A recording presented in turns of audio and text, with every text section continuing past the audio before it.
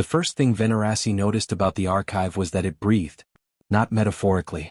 Not in the poetic tradition of her people, the Salvari, who sometimes described large buildings as inhaling light or exhaling memory. The archive on Conclave Station Mirith literally breathed, a slow, pressurized cycling of filtered atmosphere through vents the size of a Salvari child, spaced along the lower walls at intervals so precise they had to have been engineered, though no one remembered by whom. The station itself was old enough that its original builders had passed from institutional memory into something closer to mythology, and the archive was older than the station around it. Venarasi sat at a reading table made of compressed stellar drift resin, a material that had stopped being manufactured 400 years ago, and spread her secondary hands across a document that was not, technically speaking, a document at all. It was an absence. In the Salvari archival tradition, an absence was classified the same way a presence was. You catalogued what was missing with the same rigor you catalogued what existed, because the shape of a gap told you almost as much as the shape of the thing that had once filled it. Venarasi was one of 11 working absence cartographers in the known conclave worlds, and she had spent the last 19 years mapping a particular gap in the historical record that most of her colleagues considered either unsolvable or unimportant. The gap had a name technically. In the conclave's official registry of unresolved historical inquiries, it was logged as Category 7 Inquiry 0041 Mira. Accounts missing, species designation HNL, common reference Earth origin, interaction period uncertain. Everyone else called it the Quiet Corridor. The Quiet Corridor was not a place. It was a temporal region, a stretch of recorded history approximately 340 standard years long during which every expedition, every diplomatic vessel, every scout probe, every commercial venture, and every military excursion that had entered the spatial region designated as the HNL home territory had simply stopped reporting. Not been destroyed. Not turned back. No distress signals, emergency pulses, or even the automated decay pings that a vessel's core would transmit for decades after catastrophic failure were sent. They had gone in.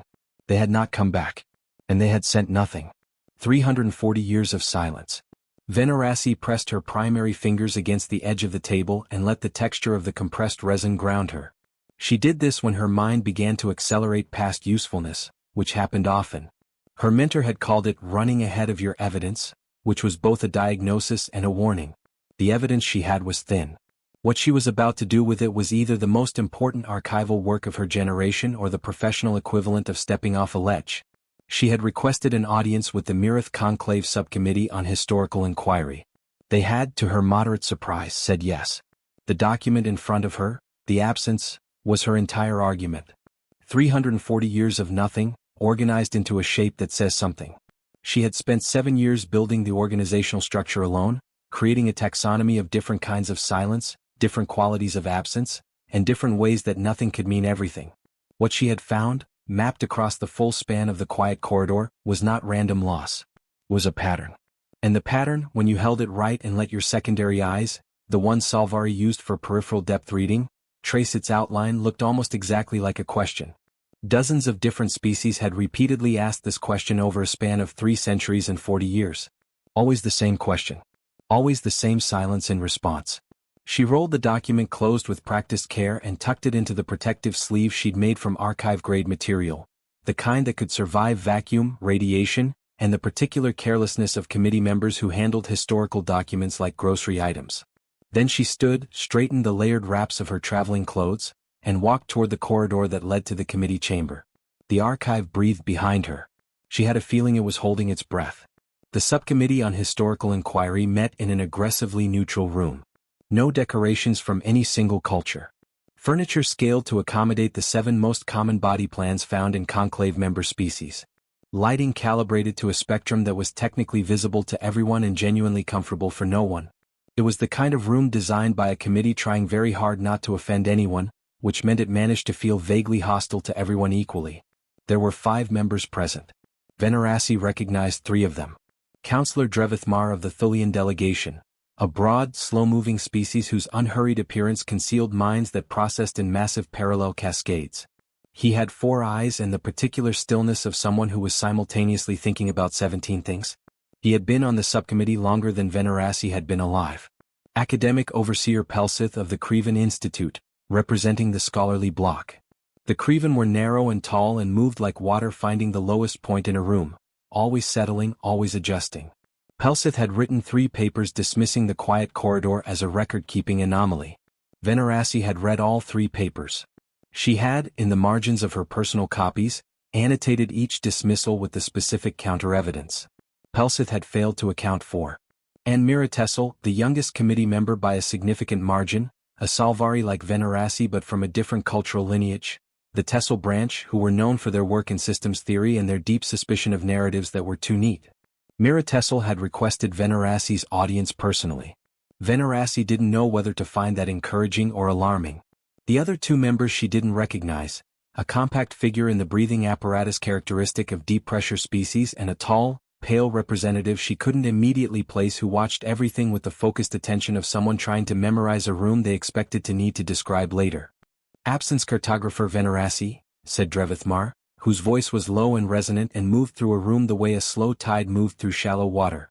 "You've requested 90 minutes to present findings related to Inquiry 0041 Mira. We've allocated 60. Please begin." Veneraci unrolled the document. "I won't need 60, she said. "I need you to look at a shape." She had learned, over 19 years, that the most dangerous thing you could do when presenting absence cartography to people trained in presence-based thinking was to start with conclusions. Conclusions required a frame. Without the frame, a conclusion landed in the mind like a stone in still water. It made a splash and then settled into the sediment of things people had decided not to think about further. So she started with the shape. She spread the document across the presentation surface, and the display system, old but functional like most things on Mirith, rendered it at a scale the entire committee could see. What they saw was not data in any conventional sense. There were no graphs, no statistical arrays, and no probability charts. What they saw was a visual representation of 340 years of expeditions mapped against time, plotted not by what had happened but by what had been expected to happen and had not. The shape that emerged was asymmetrical and strange. It narrowed at specific temporal points and widened at others. It had density gradients, areas where the silence was thicker, where more things had gone missing in shorter intervals. And along its outer edges, there were faint traces that Veneraci had spent 4 years learning to read, the echoes of things that had almost come back. Partial signals. Truncated transmissions. Fragments so small they had been individually categorized as equipment degradation or transmission noise, but which, when mapped together, suggested something else entirely. "What am I looking at?" said Pelsith, not rudely, but with the particular directness of someone who had spent their career distrusting visual metaphor. "You are looking at a question," Veneraci said. "This question was posed 340 years ago by the first Dravosi scout fleet that entered HNL territory. And then 11 years later the Thulian diplomatic convoy asked again. And then again with the Crevan commercial survey mission. And then by the Mira expansion fleet. And then, at intervals ranging from 8 to 40 years, by every other expedition in this record. Different species, different intentions, different technological capabilities, different approaches. The same question every time." "What question?" said Mira Tessel. Veneraci looked at her. "That," she said, "is what I've spent 19 years trying to find out." The silence after Veneraci's opening statement lasted long enough to become its own kind of data point. Drevithmar was the one who broke it, which surprised her slightly. She had expected Pelsith to deflect first. But Drevithmar leaned forward in his chair, all 4 eyes focusing in sequence rather than simultaneously, which in Thulian body language meant he was moving from parallel consideration to singular attention. "That was either excellent or very bad. You've mapped the silences," he said. "You've found a pattern in the absences. You've characterized the pattern as a question." He paused. "But a question was asked by whom?" "The expeditions were asking different things of the HNL. Commercial surveys were asking about trade access. Military scouts were asking about defensive capability. Diplomatic convoys were asking about territorial negotiation. How do you unify all of that into a single question?" Veneraci had been waiting for exactly this. "Because I'm not talking about the questions the expeditions intended to ask," she said. "I'm talking about the question they actually asked. The question that emerges from the act itself. When you send a ship into someone's home territory without their consent and expect it to return with useful information, regardless of your stated purpose, you are asking one question. You are asking, can I take something from here without consequence? Another silence. Shorter this time. That's a philosophical interpretation, Pelsith said. Not an archival finding. It's both, Veneraci said. The archival finding is the pattern. The philosophical interpretation is the frame that makes the pattern legible. I'm not asking you to accept the interpretation as fact. I'm asking you to consider what it would mean if it were true. She paused. Because if it's true, then we have been asking the same question to the HNL for 340 years, and we have received the same answer 340 years in a row, and we have spent 340 years failing to understand that we were receiving an answer. The compact figure in the breathing apparatus, who had not yet spoken, made a sound that Venerassi's translation implant rendered as a low, considering hum. What is the answer? It said. The voice was processed through the apparatus into something flat and precise. Venerassi looked at the shape on the presentation surface. The answer, she said quietly, is no. She had found the first thread of it in a subsidiary archive on the third level of Miratha's storage, in a collection of materials that had been catalogued under the heading Miscellaneous Pre-Conclave Documents, Unverified Origin, which was archival shorthand for things we don't know what to do with. The collection had been sitting in that catalog for approximately 200 years, which meant it had been sitting there longer than the conclave's current institutional structure had existed. The specific document was not, by any conventional measure, significant. It was a short log entry from a vessel called the Dravosi Reaching Out, one of the first scout ships from the Dravosi fleet, the earliest recorded expedition into HNL territory, 342 years ago. The log entry was from the ship's secondary navigator, a junior officer named Kethvaz, and it had been included in the archive not because of its content but because it was the last transmission the ship had sent before going silent. The transmission had been logged as equipment degradation. A final, fragmented burst of data before the ship's communication systems failed. It had been decoded and found to contain nothing of military or diplomatic value, and so it had been filed and forgotten. What it contained was this: "We are being asked to wait." The message came through the hull. Not through any communication system. Through the hull itself. Vibration pattern. Consistent, organized, not random. Kethvaz translating by instinct. No protocol for this. The message appears to say, "Why are you here?" We responded with the standard diplomatic package. The hull spoke again. Different pattern. I do not have the vocabulary for what it said. The closest I can translate, and I am not confident in this translation, is, "That is not what I asked." Venerassi had read that final line 700 times. That is not what I asked. She had built her entire 19-year inquiry on it. Because the Dravosi Reaching Out had been a scout ship, and its crew had responded to a first contact communication with a standard diplomatic package. The conclave's pre-formatted greeting, territorial acknowledgement, trade interest indicators, and request for mutual identification. It was what you sent when you encountered a new species. It was the answer to the question, "Who are you and what do you want?" But that had not been the question the HNL asked.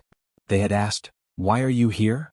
And there is a profound difference between those two questions that the Dravosi crew had not understood, that 340 years of subsequent expeditions had not understood, and that the conclave's institutional framework was structurally incapable of understanding, because the conclave had been built on the premise that the first question in any new contact was always, "Who are you and what do you want?"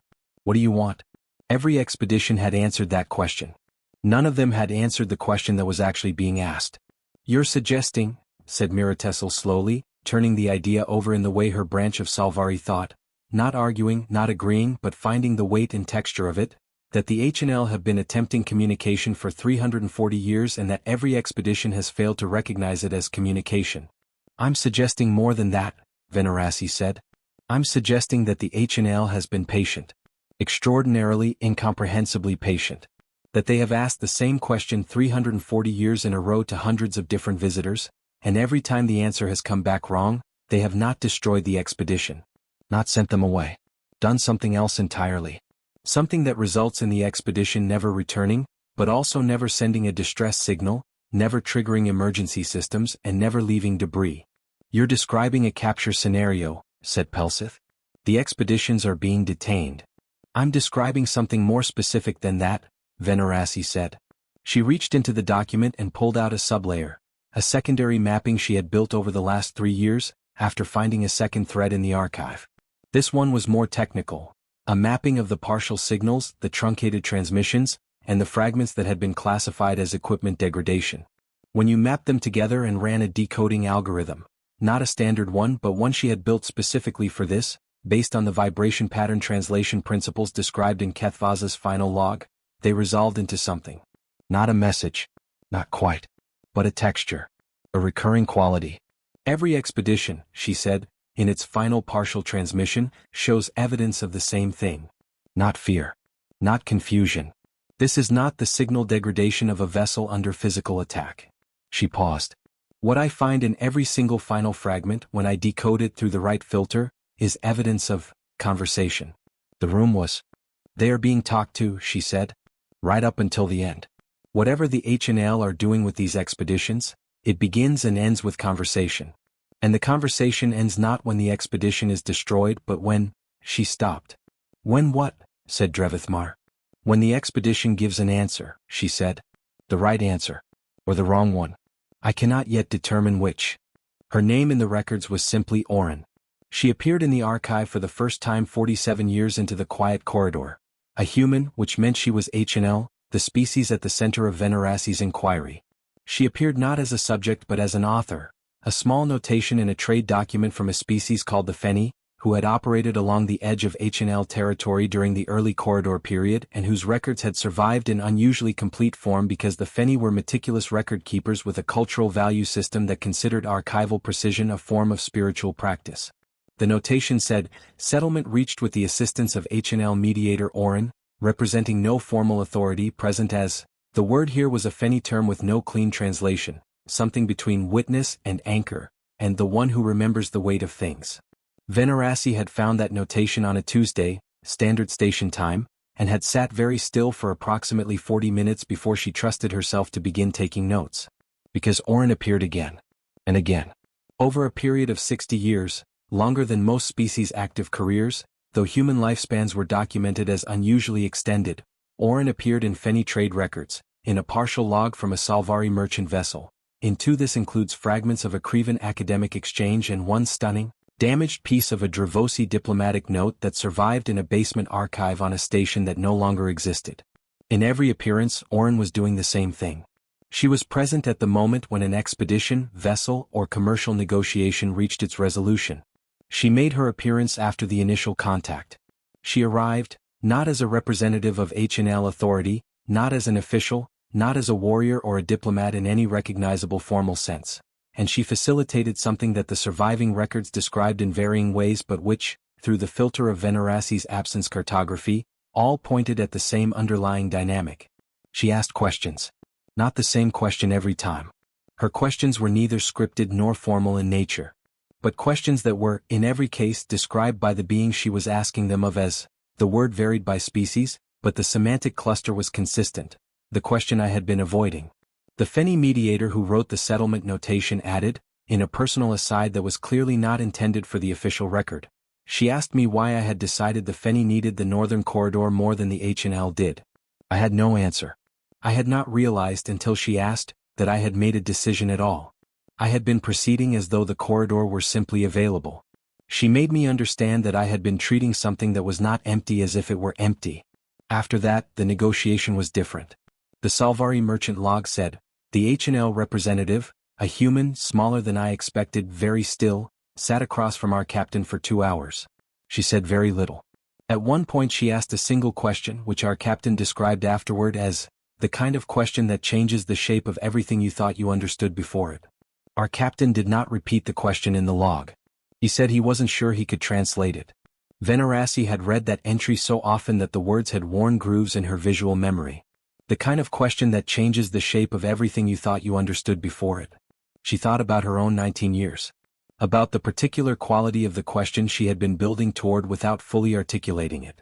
About the way an absence, when you mapped it with enough care, eventually resolved into something that felt less like a gap and more like a presence you had been standing inside without realizing. She thought Oren would have had something to say about that. The committee had been given the presentation materials in advance, but she could tell from the quality of their attention that most of them had not read past the executive summary. Pelsith, she suspected, had read everything and was currently in the process of finding the weakest joints in her argument. Miratessel was watching her face more than the document, which was a Salvari habit when you were trying to understand not just what someone was saying but why they needed to say it. Drevithmar said, this is Oren. You found her in Feni records, a Salvari log, Crevan fragments, and a Dravosi diplomatic note. 4 independent sources across 60 years. 5, Venerassi said. The fifth is more complicated. Explain. The fifth source is not a document. It's a structure. She moved to a different section of the presentation. A spatial marker exists on the outer boundary of what we designate as HNAL territory.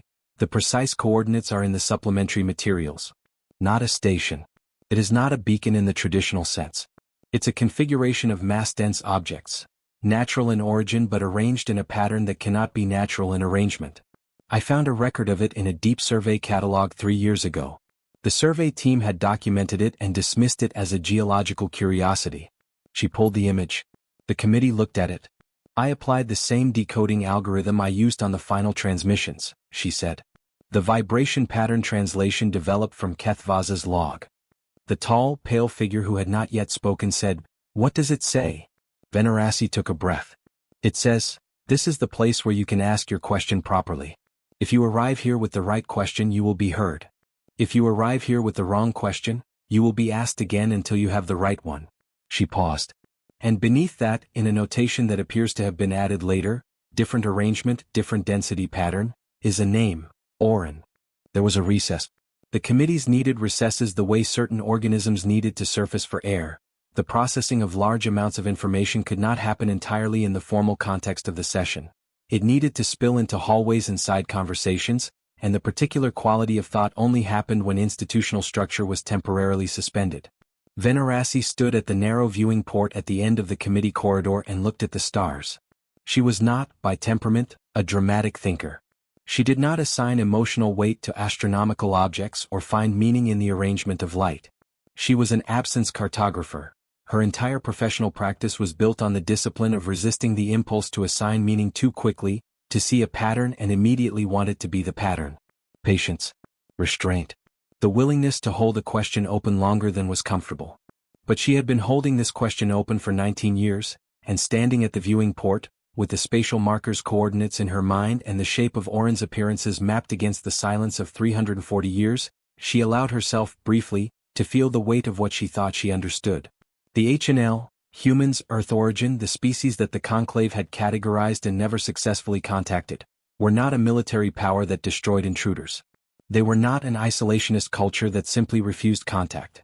They were not, as some early theorists had suggested, so advanced as to be indifferent to the presence of less developed species. They were something the conclave had no category for. They were a species that had decided, at some point in their history, that the first question mattered more than any answer could. And for 340 years, they had been patient enough to keep asking it. Miratessel found her at the viewing port. "The committee is going to ask you what you want," Miratessel said. She stood at the same viewing angle, not looking at Venerassi but at the stars. "They're going to ask what practical recommendation follows from your findings. What the conclave should do with 340 years of absence cartography and one human mediator's name carved into a spatial marker." "I know," Venerassi said. "What are you going to tell them?" Venerassi was quiet for a moment. The station's breathing, that slow, pressurized cycling, was audible even here, even this far from the archive. She had spent so long in the archive that she had stopped noticing it, and then started noticing it again, and now it felt like something familiar and structural, the way certain questions feel after you have lived with them long enough. "I'm going to tell them," she said, "that I want to go." Miratessel turned to look at her. "To the spatial marker." "Yes. To ask the right question." "I don't know if I have the right question," Venerassi said. "That's the point. I don't think you can prepare the right question in advance. I think the right question is the one you find when you stop trying to find an answer." She paused. 19 years ago I started this inquiry because I wanted to solve the quiet corridor. I wanted to explain the silence. I wanted to fill the absence with an answer." She looked at the stars. "Somewhere around year 7 I realized that the inquiry had changed. I wasn't trying to explain the silence anymore. I was trying to understand why everyone who entered that silence had been asking the wrong thing. And now I want to go and be asked," Venerassi said simply. "And I want to try to answer honestly." She did not tell the committee everything. She told them the archival findings. She told them about HFY's log, about the spatial marker, and about Orin's appearances across 5 independent sources.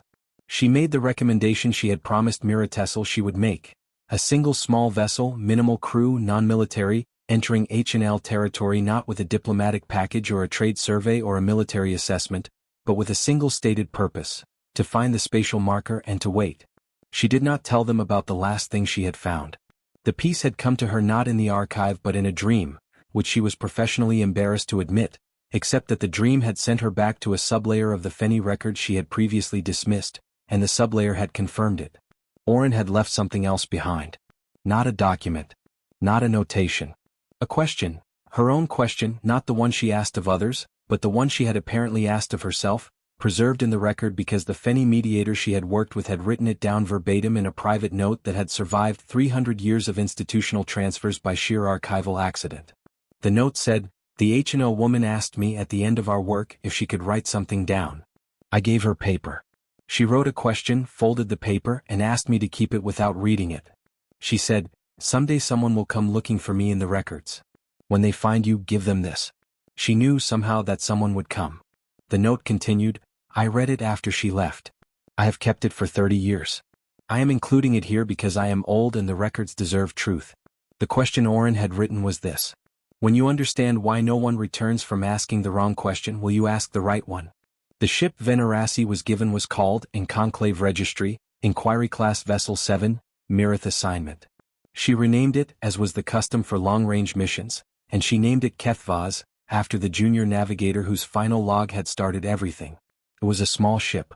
3 crew besides herself, a pilot named Dovental, who had done 17 long-range survey missions and had the particular tranquility of someone who had spent so much time in deep space that the absence of other people had become comfortable rather than lonely, a systems specialist named Reth, who was Thulian and moved with that characteristic parallel processing stillness, and a communications officer named Sela Finn, who was young and brilliant and nervous in the specific way of someone who understood exactly how unprecedented what they were doing was. Venerasi had chosen them not for their credentials, which were excellent, but for their answers to a question she had asked each of them during the crew selection process. The question was, "Tell me about a time you were wrong." She did not ask this because she wanted to evaluate their capacity for error. She asked it because the quality of someone's relationship with their own wrongness told her more about them than any other single data point.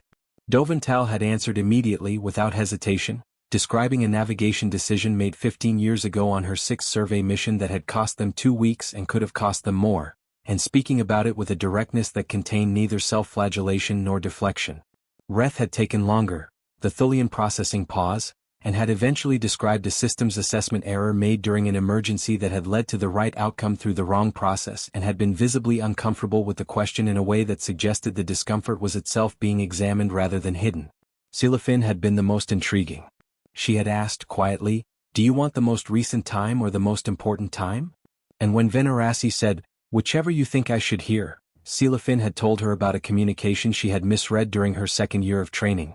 A misread that had had no external consequences but had changed the way she understood her own perceptual assumptions and which she said she thought about nearly every day. Venerasi had wanted to ask Silafin a dozen follow-up questions. She had restrained herself and simply noted, "Yes." The journey to the spatial marker's coordinates took 11 days. On the first day, Venerasi gave the crew the full briefing she had not given the committee, including Oren's question, including her own interpretation of what they were sailing toward, and including her honest uncertainty about what would happen when they got there. She had debated whether to do this. The committee's authorization was based on a sanitized version of her findings, the archival evidence, the recommendation for cautious first contact, and the spatial marker as a potential communication point. Not the 19-year conviction that the H&L had been asking a question and that the only way to survive the encounter was to actually hear it. But she could not ask her crew to walk into this half-informed. She had thought about Oren, about the quality of presence that had survived in every record, the witness and anchor, the one who made people confront the questions they had been avoiding, and she had decided that the only honest thing to do was to tell them everything. The crew's responses told her she had chosen well. Dovental said, "So we're not trying to make contact. We're trying to be heard." "More or less," Venerasi said. "Different skill set," Dovental said, nodding slowly. "Harder." Reth said nothing for a long time and then said, "The expeditions that didn't come back, the partial signals showing conversation. Do we know if any of them were close?" "Close to what?" "To the right answer." Venerasi considered. "I don't know. I don't have enough resolution in the transmission fragments to assess the quality of what was being said. Only that conversation was happening. But they were being talked to right up until the end," Reth said. Which means the HNL were engaged. They were willing. They kept asking. Yes. That, Reth said, is extraordinary patience. Yes, Venarasi agreed. It is. Silafin asked, what do you think the right question is? And Venarasi said what she had told Miratessel at the viewing port. I don't think you can know it in advance. I think it's the one you find when you stop looking for an answer. Silafin sat with that for a while and then said, that sounds like something you can only learn by getting it wrong first. Probably, Venarasi said. Have you gotten it wrong before? And you're thinking about this? Venarasi looked at her. Many times. The first 7 years of this inquiry were mostly wrong. I kept trying to explain the disappearances in terms of HNAL capability, what kind of weapon, what kind of technology, and what kind of physical force would result in this pattern. I was asking the wrong question. The right question was, what kind of value system would result in this pattern? What changed your thinking? Kethvaz, Venarasi said. That is not what I asked. She paused. That sentence dismantled 7 years of wrong thinking in 11 words. On the 4th day, the Kethvaz crossed the boundary that the conclave's charts marked as the outer edge of HNL territory, a designation based not on any formal HNL declaration but on the observation that beyond a certain spatial coordinate, expeditions stopped returning. There was no visible change in the environment. No boundary marker of the conventional kind. The stars looked the same. The space looked the same. The ship's systems reported nominal readings across every sensor array. But something changed in the way the ship felt. Venarasi noticed it first and said nothing, because she wasn't sure it was real and she would rather not introduce a psychological effect into her crew's perception. But on the 5th day Dovental mentioned it, not anxiously, but with the matter-of-fact calm of a pilot who paid attention to the texture of space the way a ground-bound being paid attention to weather. The silence is different, Dovental said. I can't quantify it. It's not an instrument reading. It's a quality of the space. Like it's occupied? Reth suggested. Like it's attentive, Dovental said. Silafin had been monitoring communications continuously, running the vibration pattern translation algorithm on every reading the ship's hull sensors produced. On the 6th day she came to Venarasi with a data file and a careful expression. The hull, she said. The sensors are picking up something. It's faint, and I've been running it through the algorithm 3 times because I would rather not report a false positive. What does it say? Silafin showed her the decoding output. It said, you are expected. You are expected. Venarasi read the decoding output 4 times and felt the particular vertigo of a researcher who has spent 19 years building toward a moment and arrives at it to find that it is simultaneously exactly what they anticipated and nothing like what they imagined. She had anticipated contact. She had spent 300 pages of archival analysis arguing that contact was possible, that the HNAL were communicating, and that the communication was patterned and intentional and consistent.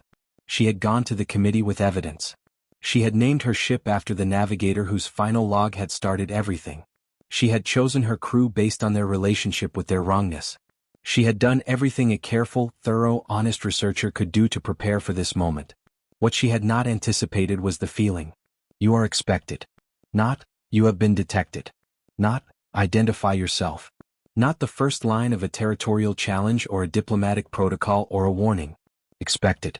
A word that assumed prior knowledge, that someone had known she was coming before she arrived. A word that placed her inside a story that had been in progress before she entered it. How long has the hull been transmitting? She asked Silafin. The first readable signal came through 18 hours ago, Silafin said. Before that there were patterns I couldn't decode cleanly. They might have been earlier messages, or they might have been environmental noise the algorithm was overreading. I've been conservative. 18 hours. Venarasi thought about that. 18 hours ago they had been deep in HNL territory, well past the boundary coordinate. Not yet near the spatial marker. They've known we were here for longer than the marker. Or they knew we were coming before we crossed the boundary, Reth said from his station. He had been listening with the characteristic Thulian stillness that meant he was processing on multiple levels. The word, expected, implies advanced knowledge. Not detection. How would they have advanced knowledge? Silafin asked. The committee, Dovental said from the pilot's console. Not accusatorially, just placing the data point. The committee knew this mission was happening. The authorization was formal and logged. If the HNL have any access to conclave communication infrastructure. Or, Venarasi said quietly, they've been watching the archive. Everyone looked at her. Mirith Station has been cataloging these records for 300 years, she said. The archive is not encrypted. It's a public record of historical inquiry. If the HNAL have been monitoring conclave communications for any length of time, and given 340 years of encounters and the evidence of sophisticated communication capability, it is not impossible that they have seen the inquiry. And they watched it develop. That they watched me build the absence cartography. She paused. That they've been waiting for someone to reach the conclusion I reached. You are expected. You think they knew about you, Silafin said. Specifically. I think, Venerassi said slowly, that Oren left a question in the Feni archives 300 years ago addressed to the person who would come looking for her. And I think the HNL has been paying attention to whether anyone found it. She sent a response through the hull. Silafin had built a vibration transmission capability into the hull sensor array over the first 3 days of the journey, quietly without being asked, because she had read Kethvaza's final log and understood that the hull was both the medium and the message. The transmission capability was limited but functional. It could send simple, organized vibration patterns that the algorithm could encode and decode. Venerassi composed her response with the kind of care she usually reserved for the most delicate archival documents, the ones where the wrong handling could destroy something irreplaceable. She did not send a formal diplomatic package. She did not send coordinates or identification codes or the conclave's standard first contact protocol. She sent 3 things. First, we are here. Second, we know we were expected. Third, and this was the part that had taken her 4 hours to decide on, lying awake in her bunk on the 7th day listening to the ship breathe, thinking about Kethvaz and Oren and the shape of 340 years of silence. We do not yet know the right question. We are here to learn it. She sent the transmission and then sat in the communications bay with Silafin, watching the hull sensor readings, waiting. The response came in 47 minutes. Silafin decoded it and was quiet for a moment in a way that made Venerassi look at her face before looking at the output. What does it say? Venerassi asked. Silafin showed her. Good. Come to the marker. Someone is already there. The spatial marker was exactly as the Deep Survey catalog had described it. Natural objects in an unnatural arrangement, mass-dense, visible to instruments rather than to unaugmented eyes, occupying a region of space that felt, if you were attuned to such things, like a pause in a long sentence. And there was a ship. It was small, smaller than the Kethvaz, and it read on instruments as HNL in origin. Human-made, human-crewed, broadcasting on frequencies consistent with the HNL technological signatures that conclave records had managed to document over 3 centuries of fragmentary contact. It was positioned near the marker with the specificity of something that had been placed there, not drifted there. Waiting. There's one life sign aboard, Reth reported. Human. Consistent with current HNL biometric ranges, meaning alive, not ancient. Pause. Though the ship itself is old. Very old.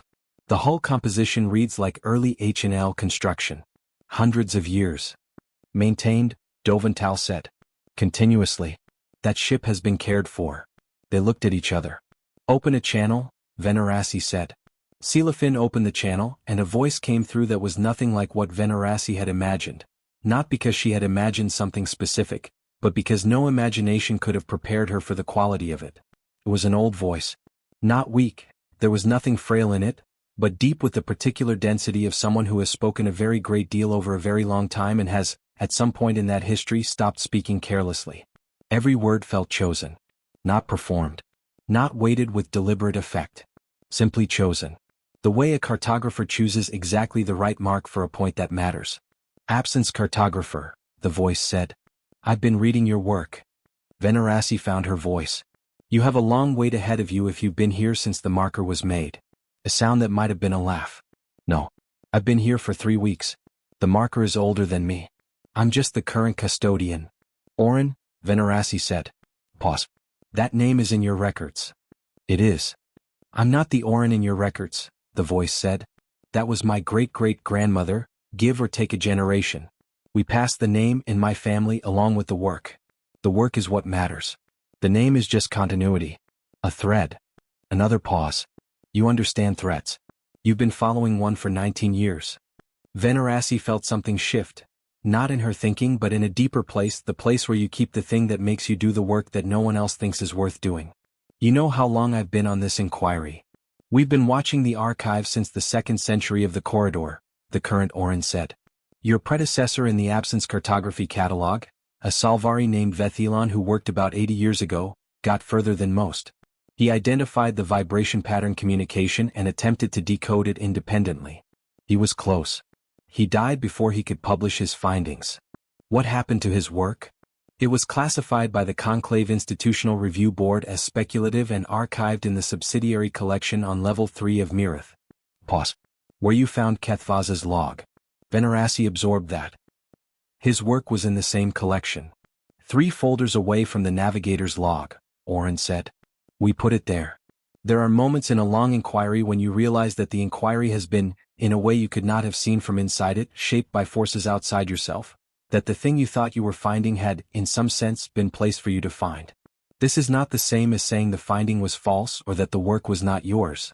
The work is always yours.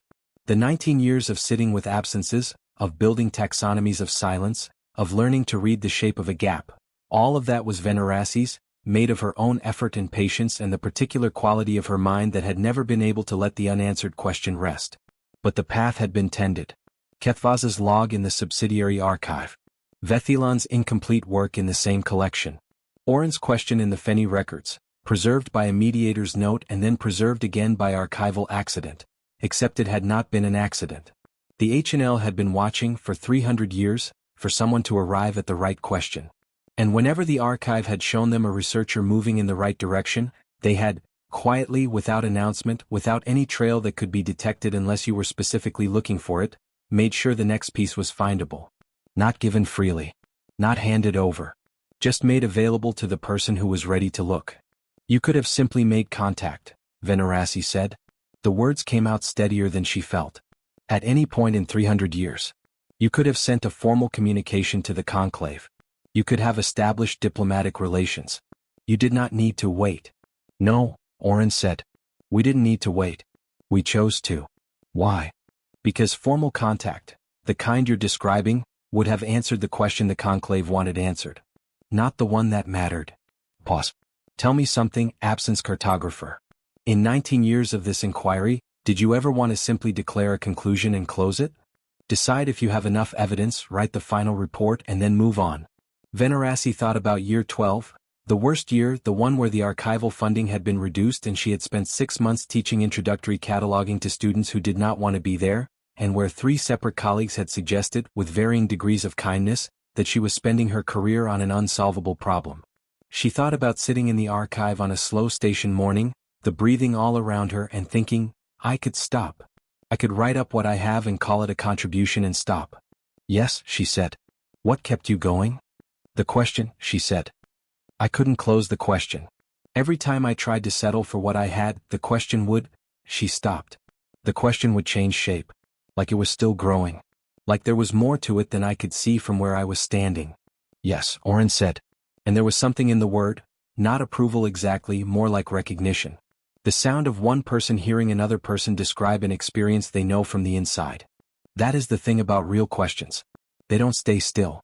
And a species that has never learned to hold a real question open, that resolves everything into a conclusion as quickly as possible, that treats uncertainty as a problem to be solved rather than a condition to be inhabited, that species will ask the wrong question every time, because they don't yet know what a question actually is. Venerasi said, tell me what happened to the expeditions. Oren said, come aboard. I'll show you. The HNL ship was called, in the translation Celafin Systems provided, something that came through approximately as the still place, though Oren acknowledged that the name was difficult to translate and that the full meaning was closer to the place that does not move when everything else does. The interior was spare and old and functional and had the quality of a space that had been lived in by many people over a very long time, not accumulated but refined, each generation stripping away what was unnecessary and leaving only what had proved worth keeping. Oren herself was old. Not ancient. Old in the way that trees are old, not diminished but accumulated. She had the specific quality of a person who has done a very particular thing for a very long time and has become, without trying to, an expression of that thing. She was smaller than Venerasi expected. She moved without hurry. Her eyes, human eyes, which Venerasi had seen in archival images but never in person, were dark and had the quality Celafin's documents described as characteristic of HNL elders. Not sharp, not dim, but present in a way that felt like being paid cautious attention. They sat at a small table in the center of the ship. Reth and Silafin and Dovental were present. Oren had no crew, she had come to the marker alone, which said something Venerassi was still working to understand. The expeditions, Oren said, folding her hands on the table in a gesture that seemed instinctive rather than formal. Let me start with what they expected to happen. They expected to enter HNL territory, Venerassi said. Gather information. Return. Yes. And what information were they gathering? Depending on the expedition, military capability, territorial boundaries, trade resources, diplomatic leverage. All of which, Oren said, are answers to the same question. Can I take something from here without consequence? Venerassi said. The phrase she had used with the committee felt different in this room with this woman at this table. Oren looked at her steadily. More specifically, what are the consequences of taking something from here, and are those consequences smaller than the value of what I want to take? A cost-benefit analysis. Every expedition was, at its core, conducting a cost-benefit analysis of HNL territory. And the HNL response was to engage them in conversation. Yes. Oren shifted slightly in her chair. My grandmother's grandmother, the original Oren in your records who left the question in the Feni archive, she described it to her children, and they described it to theirs as the practice of slowing. Not stopping. Not destroying. Slowing. She looked at her hands. When an expedition enters our territory with that question, the cost-benefit question, we make contact. This can be achieved through the hull or through other means, depending on the technology involved. We ask, why are you here? And they answer with their stated purpose, Venerassi said. Diplomatic mission. Trade survey. Military assessment. Which is an answer to the question we didn't ask, Oren said. We asked why. Not what. Not who authorized you. What. And we keep asking until either they find the real answer or, she stopped. Or they reach the place where the real answer lives, Oren said, and they choose not to go there. Because going there means admitting something about the nature of the question they were sent to answer. And that admission, for most expeditions in most centuries, representing most of the conclave's member species at various points in their development, is not one they're prepared to make. Silence. What happens then? Reth asked. He had remained very still throughout, with the Thulian parallel processing visibly engaged. Then we offer them a different question, Oren said. We ask, do you need to return with an answer? Or do you need to return with a better question? She looked around the table. Most expeditions, when they reach that moment, choose to stay. Not because we hold them. Not because we threaten them. Because they have arrived, through the conversation, at a genuine question that they could not have formulated before the encounter, and they want to understand it before they go back. Venerassi stared at her. They stay voluntarily. Yes. For how long? It varies. Some for months. Some for years. Some, a pause. Some have stayed for the rest of their lives. And their children born here have sometimes stayed. There are communities now in the deep interior of what you call HNAL territory, of beings from a dozen conclave species who arrived on expeditions and found, at the end of a long conversation, that they no longer knew how to be who they had been before. She said it without particular drama. Just as a fact. They didn't stop existing. They stopped being able to answer the cost-benefit question. And since the conclave had sent them to answer it, there was no role for them in the conclave anymore. And the ones who do go back? Dovental asked. Her voice was quiet. Some go back. The ones who have found their real question and are ready to take it home. Oren looked at Venerassi. Your predecessor in the archive, Vethilon, 80 years ago. He didn't die before publishing. He came here. He stayed for 6 years. He went home. Pause. He wrote his findings under a different name, in a form the Institutional Review Board couldn't classify, and the Review Board archived it as speculative. A faint dry quality in her voice. He expected that.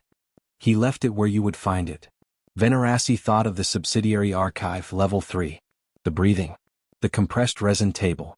3 folders from Kethvaz's log. He knew someone would come, she said. He hoped, Oren said. There's a difference. That night, ship time, the arbitrary division of hours that space travel imposes on bodies still calibrated to a planetary rhythm, Venerassi could not sleep. She lay in her bunk aboard the Kethvaz, the ship gently docked alongside the still place, and she went over everything.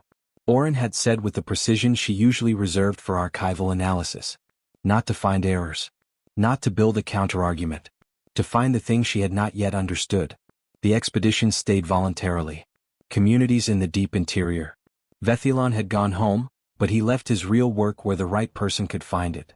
An Orin, not one Orin but a lineage of Orins, each one trained by the last, each one traveling in the same old ship that had been maintained for centuries, meeting expeditions at the edge of H&L territory and beginning the long, patient process of asking them the question they had not known they were being asked. Not a weapon. Not a territorial defense. A practice. A civilization that had decided, at some point in its history, in some act of collective decision-making that Veneraci could not yet access, that the most important thing they could offer any arriving species was not trade goods, not military deterrence, not diplomatic protocol, but a question. At some cost, she did not yet understand the question they had learned to ask themselves. Why are you here? Not the stated purpose. The real one. She thought about the conclave's 340 years of absence, and she reflected, how many of the beings who had come to this space and had that conversation had returned to their home cultures and tried to report what they had found? How many had been dismissed, archived as speculative, or classified as experiencing psychological anomalies from long-range travel? How many had done what Vethylon had done, understood that the finding could not be delivered directly to an institution that was not yet ready to ask the right question, and found a way to leave it for the one who would be? How long had the H&L been patient? And, the question that arrived in the dark of her bunk with a force that was almost physical, how had they learned to be? She knocked on the hull of the still place at what she calculated was Orin's middle sleep, which was either a significant breach of courtesy or, given what she was beginning to understand about Orin's practice, possibly expected. The airlock opened after 30 seconds. Orin was not only awake, she was sitting at the small table with a light on, and something in front of her that she set aside when Veneraci came in. A document, handwritten, physical materials, not digital, in a script Veneraci didn't recognize. I had a feeling, Orin said. Not unkindly. Veneraci sat across from her. How did your people learn to be patient? Orin was quiet for a long moment. Not the patience of someone waiting for permission to speak, but the patience of someone choosing the right door into a large and complex space. Badly, she said at last. We learned it badly. Veneraci waited. There was a period, Orin said slowly, in H&L history, long before the corridor, long before any of this, when we were precisely what you might expect a young, expanding, capable species to be. We asked constant cost-benefit questions. We answered every incoming question with our stated purpose rather than our real one. We told ourselves the story that our intentions were good and that the consequences we were causing were either necessary or manageable. She looked at the table. We caused very significant harm to other species. And to ourselves. And to systems that had been in balance before we arrived and were not in balance after. Pause. We are not proud of this period. How did it change? We asked the wrong question one final time, Orin said. And the consequences were not manageable. And we had to sit with that. For a long time. Not metaphorically. Literally. There was a period of sitting with the fact of what we had done, and what it had cost, and who had paid the cost that we had refused to account for. She was quiet. And in that sitting, some of our people began to notice that the question we had been asking, the cost-benefit question, was not actually a question. It was a permission structure. We were asking it not to find out the real cost but to give ourselves permission to proceed regardless of the cost. The question was designed to produce a yes. She looked at Veneraci. And so we tried to learn a different kind of question. One that was not designed to produce any particular answer. One that was genuinely open. Her voice was steady. We have been practicing for a long time. We are not finished practicing. But we are further along than we were. And the expeditions that came to your territory, Veneraci said. You recognized the cost-benefit question. We recognized ourselves, Orin said simply. We recognized who we had been. Veneraci stayed on the still place until the ship's lights shifted to the pale equivalent of dawn. She asked many questions and Orin answered them all, not completely, not with the neat resolution of a problem solved, but with the particular quality of someone who understood that the most honest answer to a real question was often another question, or a reframing, or an honest statement of the limit of their own understanding. She learned that the communities in the deep interior of H&L territory were voluntary, genuinely voluntary, not coerced, not held by anything except the weight of the question they had found and could not unfind. She learned that some of them sent messages home, which were sometimes received, sometimes classified as psychological anomalies, and sometimes changed individual minds without changing institutions. She learned that the HNL did not regard the silence of the corridor as a success or a failure but as an ongoing conversation that had not yet reached a conclusion. She learned that the name Orin, passed down through the lineage, was taken from a word in an older HNL language that meant approximately, the one who holds the question. She learned that Vethilon had not been the first conclave researcher to arrive here. There had been 4 others over the corridor's history, who had found their way to the spatial marker through their own versions of absence cartography. 3 had stayed. 1 had gone home. That 1 had written their findings in a form so fragmented and indirect that the Institutional Review Board had archived them as poetry rather than research. She learned that the most difficult part of the practice of slowing was not applying it to others. It was applying it to yourself, asking why are you here? Of your own intentions in real time before you acted on them. She learned that Orin, the current custodian, had been doing this work for 40 years and still, some mornings woke up with the wrong question in her mind. Not the cost-benefit question anymore, not that one but subtler ones. Questions that looked open but were secretly built to produce a preferred answer. She had a practice for them. She wrote them down. Then she rewrote them until they stopped pulling in any direction. Then she asked them, "What was in the document?" Venerassi asked, near the end, gesturing toward the handwritten pages. Orin had set aside when she came in. "The one you were writing when I knocked." Orin looked at the pages for a moment. "A question," she said. "For the next one who finds the marker." She paused. "Different from the one my ancestor left in the Feni archive. The questions have to change or they stop being questions. They become answers in disguise." She picked up the pages briefly, then set them down again. 300 years from now, someone will come here, or somewhere like here, and they will find this and it will ask them something I cannot predict will be necessary but that I believe will be. Something that this moment suggests to me. She looked at Venerassi. "You understand this? It's what absence cartography is. You don't know what the absence means until you've lived with it long enough. And by then you are already changed by it and you can only write from where you are." Silafin found her own moment with Orin on the second day. Venerassi had not arranged this, had not suggested it or engineered it. She had come back to the Kethvaz in the morning to sleep and to think, and when she woke, Silafin's bunk was empty, and checking the ship manifest, she saw that the communications officer had crossed to the still place alone. She did not intervene. She sat in the small galley of the Kethvaz and drank something warm and thought about the shape of things. Reth sat across from her at some point with his own warm drink, and they sat in a companionable Thulian Salvari silence for a while, which was a particular kind of silence, neither empty nor full, just occupied. Present. "The communities," Reth said eventually. "The ones who stayed. There are Thulians among them." According to Orin, yes. My first parallel cascade when she said that, he said, was concern. The conclave will want to know. They'll classify it as something. A containment situation. Beings of interest in a disputed territorial zone. He paused. My second cascade was, but they chose. They found their question and they chose. Another pause. My thought was, is the reason we don't have a conclave category for that the same reason all the expeditions asked the wrong question? We have categories for departure and arrival. We have categories for mission success and mission failure. We don't have a category for, found something worth staying for. No, Venerassi agreed. We don't. Are you going to put that in the report?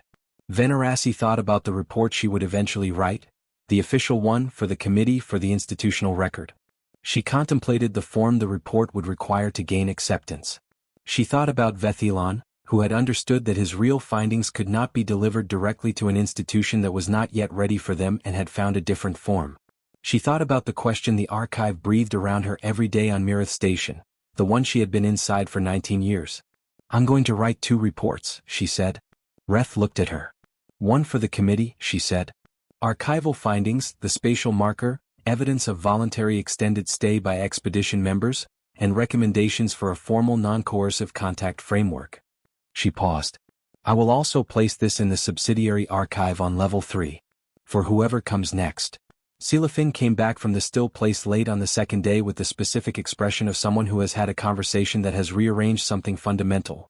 Not destroyed, not replaced, but rearranged like furniture moved to reveal a window that was always there. She sat down in the communications bay and was quiet for a long time. Then she said, she asked me what I was afraid I'd find here. Venerassi, who had been reviewing transmission logs at the adjacent console, said, What did you say? I said I was afraid I'd find out that the conclave had been wrong about everything for 300 years. Pause. She said that was a very conclave-shaped fear, the fear of an institution being wrong rather than a person. And she asked what I, specifically, as a communications officer on this particular ship, was afraid of finding. Silafin was quiet for a moment. And I realized I hadn't actually thought about it that way. I'd been thinking about what the mission might find. Not what I might find. What did you say then? I said I was afraid of finding out that I'd been communicating my whole career and not actually listening. I had been technically skilled at receiving signals but completely unskilled at understanding their meaning. She looked at her hands. She said that was an interesting thing to be afraid of and asked if I thought it was true. Is it? Silafin was quiet for a long time. I think I've been listening for the answers I expected, she said. I think I've been very good at picking out the signals that fit the patterns I was trained to recognize, and I think I've probably been filtering out many things that didn't fit the pattern. She paused. She said that's not a failure of skill.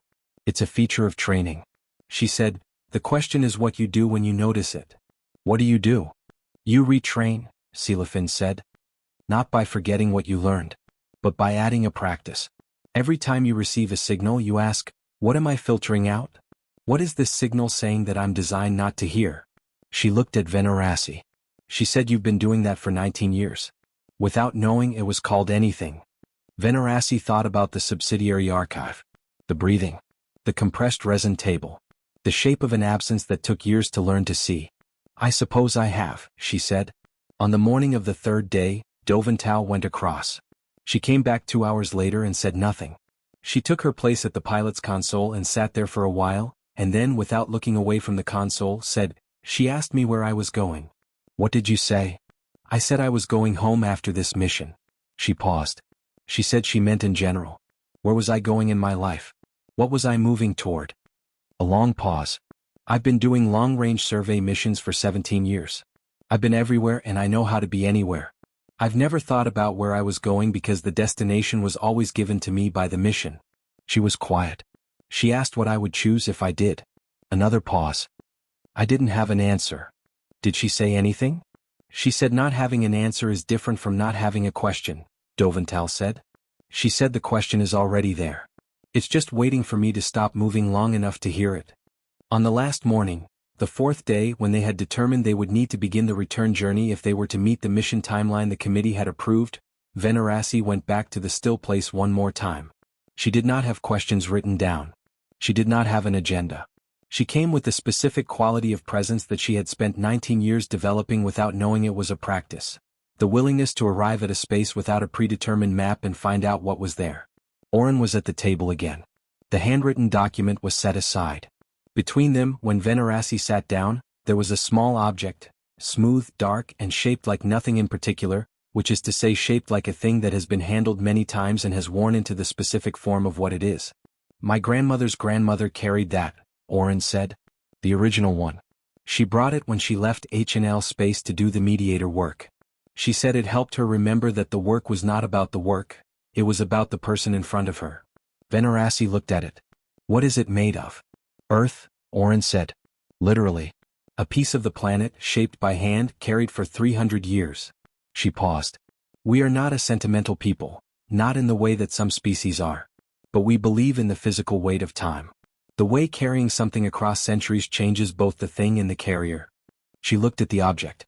She gave it to the first Feni mediator she worked with at the end of their time together. He kept it for 20 years and gave it back before he died by courier, with a note that said, I needed this for 20 years and now it is time for it to go on. And it has been going on since then. Venerasi said, Why are you showing me this? Oren looked at her steadily. Because, she said, I need to ask you the question. The air in the small ship felt like it changed quality. Not atmospheric, something else. The quality of a moment that has been a long time coming and arrives with the particular weight of things that are not theatrical because they are real. Why are you here? Oren asked. And Venerasi understood, fully in her body as well as her mind, that this was not the question she had been expecting. She had been expecting the intellectual version of this moment. She had been expecting a culminating conversation in which she demonstrated that she had understood the inquiry, had absorbed the lesson of the corridor, and had arrived at the right conceptual frame. She had been expecting, she realized, to give a favorable answer. She had been expecting, in other words, to answer the question she wanted to be asked. She sat with the actual question. Why are you here? Not, what is your mission? Not, what have you found? What question have you brought? What are you here? The answer that rose first was the true one, which was also the humbling one, which was also the one she had been avoiding without knowing it, because I needed to finish something. Not for the conclave. Not for the archive. Not for the field of absence cartography or the advancement of conclave-Chanel relations or any of the legitimate purposes she had presented to the committee with genuine conviction. She had needed, in a way she could not have articulated at the beginning of 19 years and could barely articulate now, to follow the question all the way to its end. Because she was someone who could not leave questions open indefinitely. Because the quiet corridor had lived in her mind as an unhealed thing for 2 decades, and she had told herself it was professional dedication, and it was also something more personal, the need to resolve, the need to know, and the need to arrive at the place where the silence was explained. And then, sitting there with a piece of earth on the table between them, in a ship that had been traveling for 300 years, she felt the second answer arrive. A different one. Not the one she had brought with her. The one she had found here. I am here, she thought, because I was wrong about why I was here and I needed to be wrong about it. She said it aloud. Oren was quiet for a moment. Then she smiled, the first time Venerassi realized that she had seen Oren smile. It was small and genuine and had nothing theatrical in it. Yes, Oren said. That's it. That's the answer. There was no ceremony. No formal conclusion. No document signed or protocol observed. Oren simply picked up the piece of earth, held it for a moment, and then set it down in front of Venerassi. Venerassi looked at it. For me? For whoever carries it next, Oren said. It goes where it needs to go. Pause. It went to the Feni mediator because he needed to carry something that reminded him the work was not about the work. It came back because he had learned that and didn't need the reminder anymore. She looked at the object. I think you will need it for a while. I think the work you are going back to will try very hard to become about the work again. And it is not. It is never about the work. What is it about? The next person, Oren said simply. Always the next person. The next one who comes looking. The next one who finds the fragment you left in the archive. The next one who needs the wrong question answered before they can find the right one. She looked at Venerassi steadily. You understand that now. The question is how you apply that understanding in an institution designed for the work. Venerassi picked up the piece of earth. It was heavier than it looked. Smooth. Dark. The weight of 300 years in her hand. I write 2 reports, she said. Yes, said Oren. And then you wait. The Kethvas departed from the spatial marker at the beginning of the 5th day and began the 11-day journey back to Mirith Station. The space they traveled through was the same space they had traveled through on the way out, the same coordinates, the same starfield, the same instrument readings. But it did not feel the same. Venerassi had expected this and had not been fully prepared for it anyway, which she thought was probably the correct relationship to have with an expected change. She spent the first 2 days of the return writing. Not the official report, she would write that later with the care that institutional documents required. Precise, evidenced, framed in terms the committee could process, making recommendations that were achievable within the existing structure while pointing, gently and with full documentation, in a direction the existing structure had not yet looked. She had thought about how to write it for 19 years without knowing she was. It would be the most careful document she had ever produced. What she wrote first was the other one. The one for the subsidiary archive. She wrote it the way Vethilon had written his. Not as research, not as a finding, but as a map of an inquiry. She wrote about Kethvas's log, the shape of absence, and the 19 years spent with a question that kept changing. She wrote about the spatial marker and the still place and the 4 conversations her crew had had with the current Oren. She wrote about the piece of earth on the table and the weight of 300 years. She wrote about being wrong about why she was there. She wrote about the difference between the question you bring and the question you find. She wrote, if you are reading this, you have been following a thread. The thread did not begin with me. It will not end with you. What I can tell you is what I found at the end of my part of it, which is not an answer but a reorientation. The silence of the quiet corridor was not a mystery to be solved. It was a practice that must be understood. A patience that a species learned at significant cost, and has been offering to anyone who arrives at their territory with the humility to receive it. The offering is not gentle. The offering is the most demanding thing I have ever been asked to accept. It demands that you arrive honestly. It demands that you separate what you were sent to determine from what you actually need. It demands that you sit there, not knowing long enough for the real question to surface. The H&L did not return our expeditions because they were not ready to be returned. Not destroyed. Not detained. They kept it in question until they were prepared to take it home. Some are still there. Some came back. Some left pieces of themselves in archives for the rest of us. The piece I am leaving you is this: the question is already in you. You have been asking for it without realizing it. The inquiry you have been pursuing, in whatever form it has taken, that is the question's shape. Trust the shape. Follow the thread all the way to the end. When you get there, you will be asked why you came. Tell the truth. She stopped there. She read it back. She changed a few words, not to make it better but to make it more honest. Less shaped. Less is designed to produce a particular effect in the reader. Then she set it aside and looked at the stars. On the 8th day, Cellophane came to sit beside her in the observation bay. I've been running the hull sensors continuously since we left the marker, she said. Listening. Anything? Not in the way I was listening before, Cellophane said. I mean, I've been trying to practice what she said. Asking what I'm filtering out. She paused. The deep background radiation in this region has a quality I've been labeling as noise for 8 days. I stopped labeling it today and just listened to it. She was quiet for a moment. It might still be noise. I don't have enough data to say it's not. But it has a quality. She paused again. A texture. Venerassi thought of her own words to the committee. The pattern, when you held it right and let your secondary eyes trace its outline, looked almost exactly like a question. What kind of texture? She asked. Old, Cellophane said. Like something that has been there for a very long time and is not going anywhere. She thought about it. Like the archive, she said at last. The way the archive on Mirith breathes is captivating. Like that. Venerassi looked at the stars. That might be the most important thing you find on this mission, she said. Keep listening. On the 10th day, Dovantal changed their course by a small, deliberate increment, not away from their destination, not into anything that would require explanation or justification on the mission log, but a subtle arc that took them through a region she described, in the navigation notes, as preferred for reasons of instrument calibration. It added 4 hours to the journey. None of the crew said anything. They felt the change and understood it as what it was. A pilot who had been asked where she was going and had not known the answer, taking a small, quiet turn in the direction of finding out. Not a declaration. Not a resolution.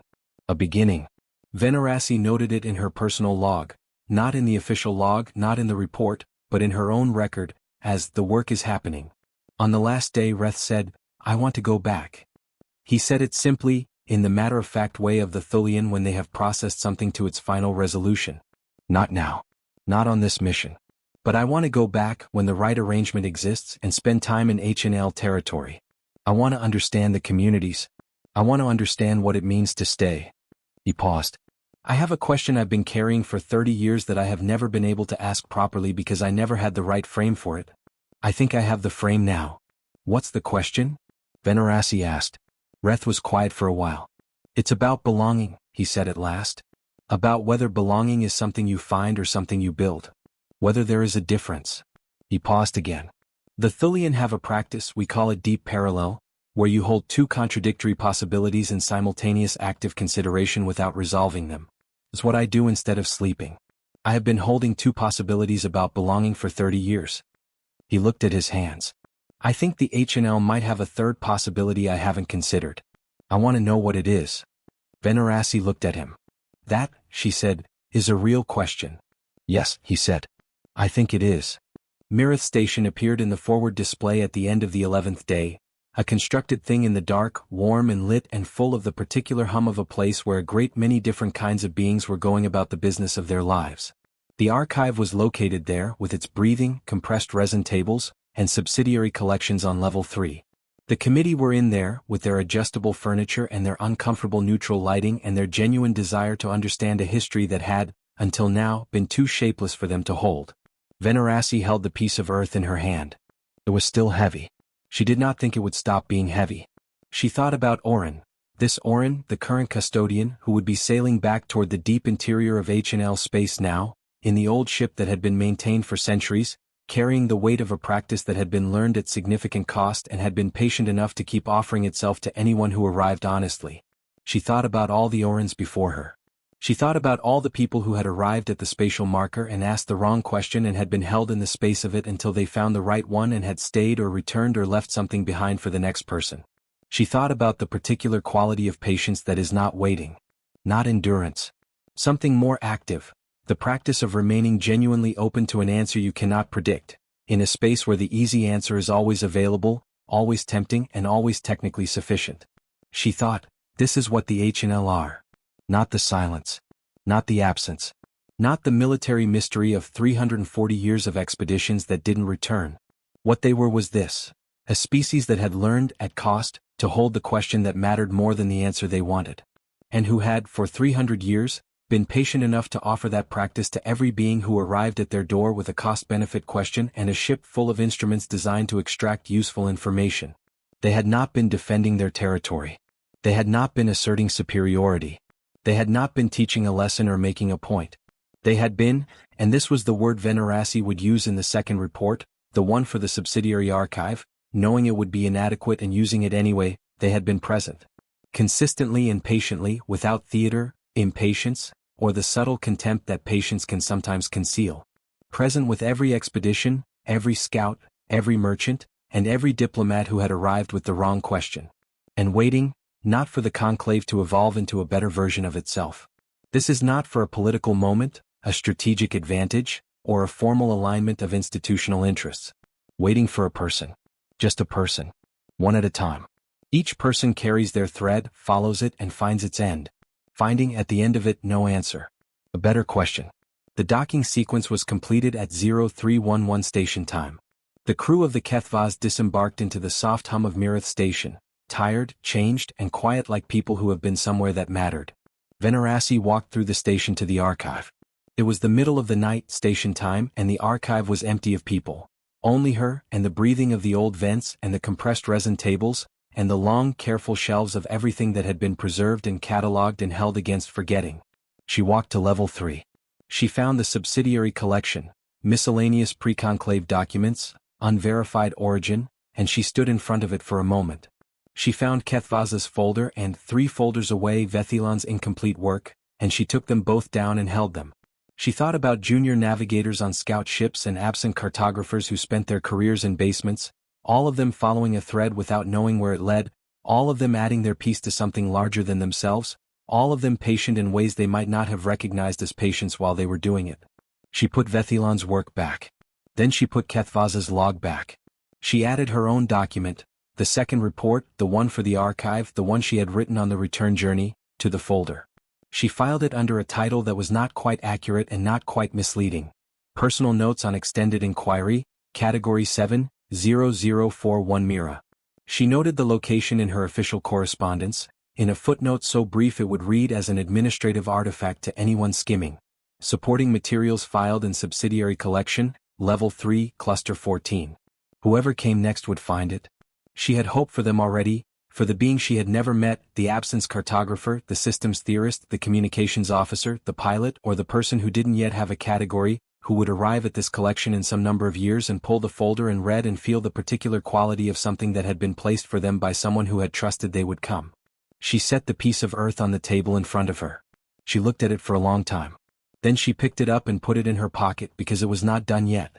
It still needed to travel. It still had weight to give. She stood in the breathing archive, and she let herself feel, without translating it into professional language or archival categories or the measured vocabulary of an institutional report, what it was that she had found in the space between questions. It was something she did not have a word for. It was the thing the Feni mediator had called witness and anchor, and the one who remembers the weight of things. It was the thing that 300 years of carefully tended threads and subsidiary archives and messages folded by hand and questions left in footnotes all pointed toward. Not a destination, not an answer, but a quality of presence that could be practiced, imperfectly, in any archive, on any ship, in any conversation between two beings who were willing to ask what they actually meant. The archive breathed around her. She breathed back. Somewhere, 11 days of travel away, a small ship called the Still Place was moving through space. It felt attentive, carrying a single human woman who was writing a question she could not yet fully articulate but trusted would be necessary. She wrote it by hand because the weight of the pen was part of the practice. She folded the paper. She waited.